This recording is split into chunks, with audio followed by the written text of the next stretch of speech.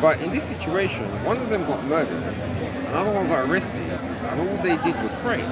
Okay.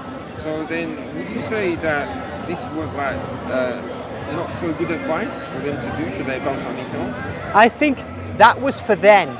This is not the situation of a kingdom where we've had the whole of Europe which was pagan.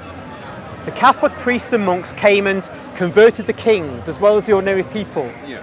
And so we had kingdoms which are in existence. They're functioning.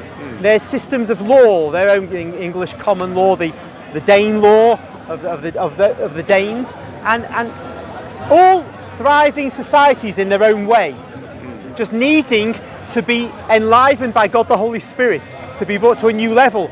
I think that you're not offering any solution for these people, because as I say, the kings become apostate in your system if they do what they need to do to keep law and order and raise their societies up to a higher level as Christian kings. But if they do follow the gospel, their kingdoms will fall apart. So I think the proper way to look at it is the Catholic way, which is that they actually can be Christian kings and stand against evil with force.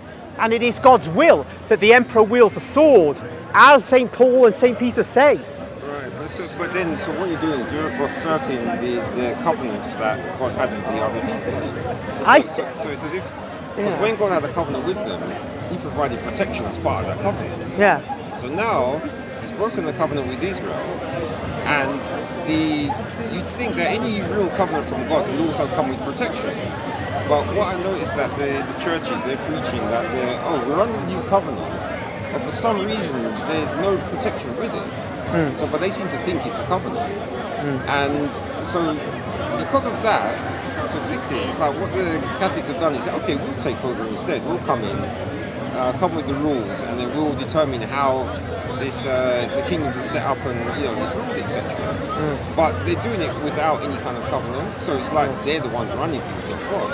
I think it is a covenant. I don't think a covenant has to involve military protection or divine protection from military foes. All of them in the Bible. Well, how do we know when Jesus makes this new covenant? That doesn't speak about it containing a military element, a protection from physical enemies. Yeah. So I think that you're reading something into that isn't there.